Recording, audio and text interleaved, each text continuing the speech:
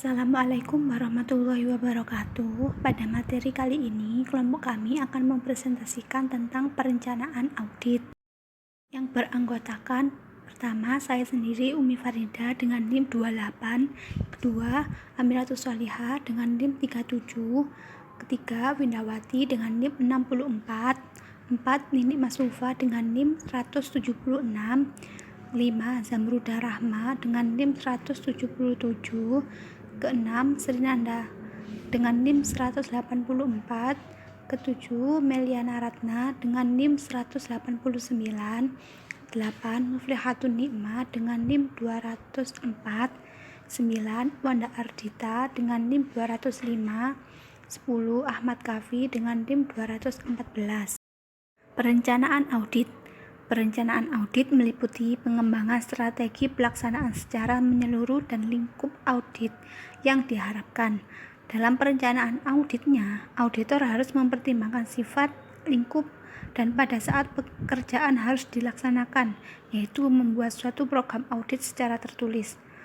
Satu set program audit tertulis untuk setiap audit. Terdapat 7 bagian utama dalam perencanaan audit, yaitu sebagai berikut. Yang pertama adalah perencanaan awal audit. Yang kedua, memperoleh informasi mengenai latar belakang. Yang ketiga, memperoleh informasi mengenai kewajiban hukum klien. Yang keempat, melaksanakan prosedur analitis pendahuluan. Yang kelima, menentukan materialitas dan risiko. Yang keenam, memahami struktur pengendalian intern.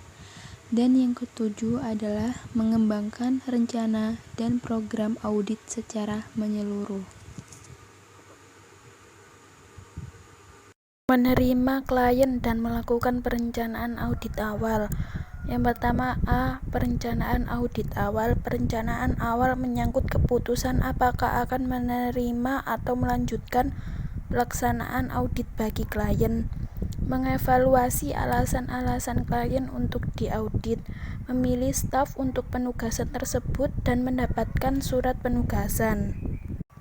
B. Investigasi atas klien baru. Sebelum menerima klien baru, kebanyakan kantor akuntan publik akan menyelidiki perusahaan tersebut untuk menentukan akseptabilitasnya. Kantor itu akan melakukan dengan memeriksa sejauh memungkinkan perspektif klien ini dalam komunitas bisnis, stabilitas keuangannya, dan hubungannya dengan kantor akuntan publik sebelumnya. C. Klien yang berlanjut. Setiap tahun banyak kantor akuntan publik mengevaluasi klien-klien yang ada saat ini guna menentukan apakah ada alasan untuk menghentikan audit. D. Mengidentifikasi alasan klien untuk diaudit. Dua faktor utama yang mempengaruhi bahan bukti yang akan dikumpulkan adalah siapa pemakai laporan dan maksud penggunaan laporan. Kemungkinan terbesar dalam hal penggunaan laporan dapat ditentukan dengan melihat pengalaman dalam penugasan yang lalu dan diskusi dengan manajemen. E. Staf untuk penugasan. Pertimbangan utama yang mempengaruhi penyusunan staf adalah perlunya kesinambungan dari tahun ke tahun. Pertimbangan lain yaitu bahwa orang-orang yang diserahi tugas harus akrab dengan bidang usaha klien. F. Memperoleh surat penugasan. Surat penugasan adalah kesepakatan antara kantor akuntan publik dan klien untuk pelaksanaan audit dan pelayanan lain yang terkait.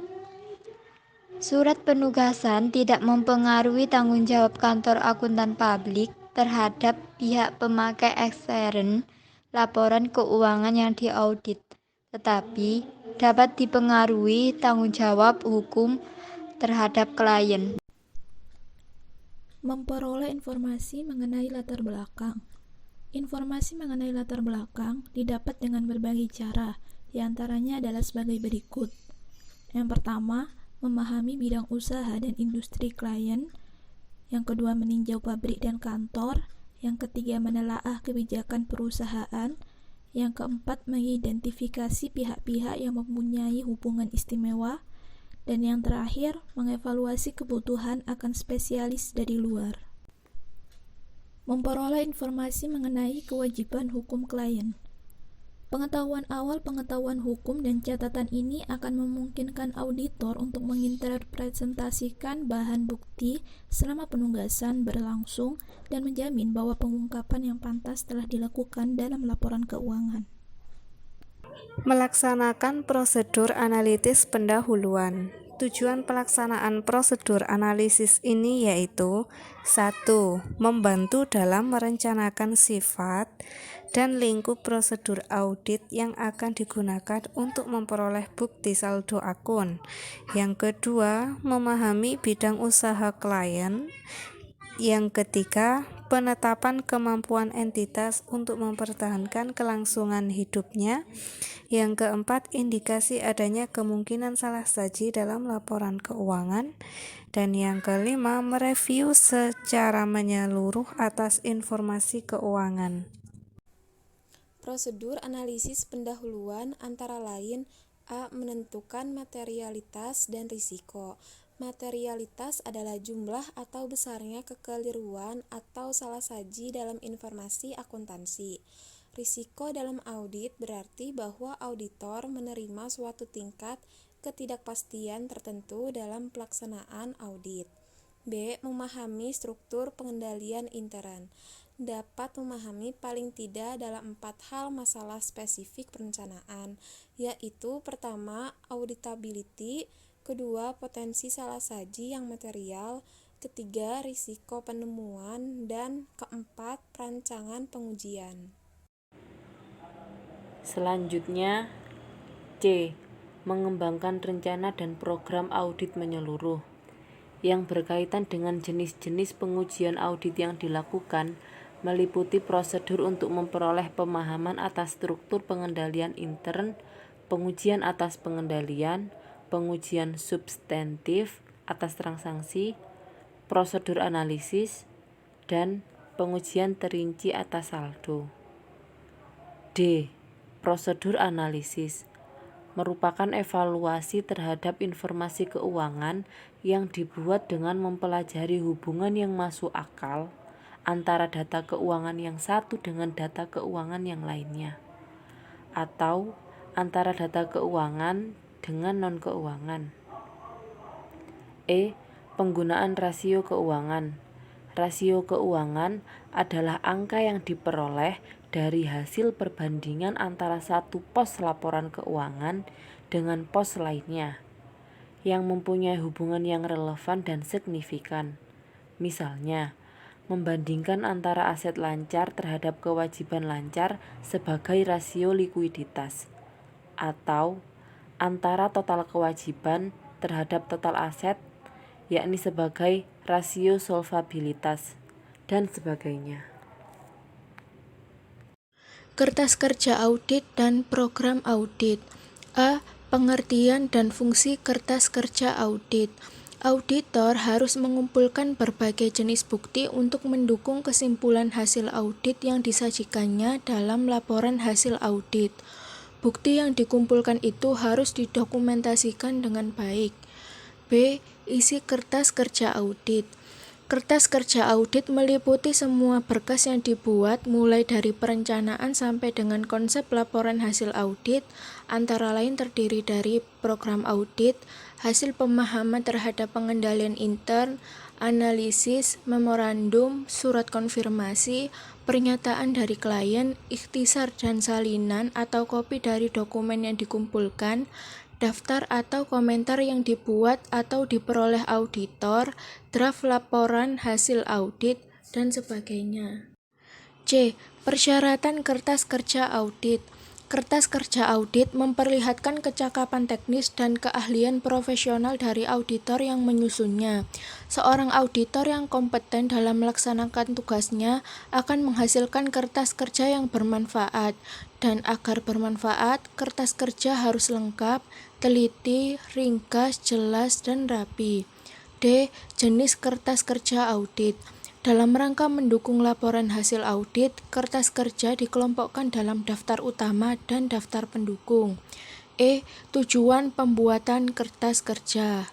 Ada 4 tujuan penting pembuatan kertas kerja adalah untuk: yang pertama, mendukung pendapat auditor atas laporan keuangan auditan. Kedua, menguatkan simpulan-simpulan auditor dalam kompetensi auditnya. Yang ketiga, mengkoordinasi dan mengorganisasi semua tahap audit. Yang terakhir, memberikan pedoman dalam audit berikutnya. F. Kepemilikan kertas kerja dan kerahasiaan informasi dalam kertas kerja. Dijelaskan dalam SA Seksi 339 Kertas Kerja paragraf 06 yang mengatur bahwa kertas kerja tersebut adalah milik kantor akuntan publik, bukan milik klien atau milik pribadi. Namun, hak kepemilikan kertas kerja itu dimiliki oleh kantor akuntan publik yang masih tunduk pada pembatasan-pembatasan yang diatur dalam aturan etika kompartemen akuntan publik yang masih berlaku. G. Penyimpanan KKA. Untuk memudahkan akses dan pemeliharaannya, dokumen KKA tersebut perlu dipilah atau dipisah ke dalam beberapa kelompok atau kategori. Pada umumnya terdapat 4 kategori berkas KKA, yaitu yang pertama berkas permanen, yang kedua berkas berjalan, yang ketiga berkas lampiran, dan yang terakhir 4 berkas khusus. Terima kasih. Jika ada yang ingin ditanyakan, mohon menulis atau silakan ditanyakan. Sekian pemaparan materi tentang perencanaan audit dari kelompok 3. Jika ada salah kata maupun kalimat, mohon maaf yang sebesar-besarnya. Saya perwakilan dari kelompok 3 mengucapkan terima kasih dan mohon maaf. Wassalamualaikum.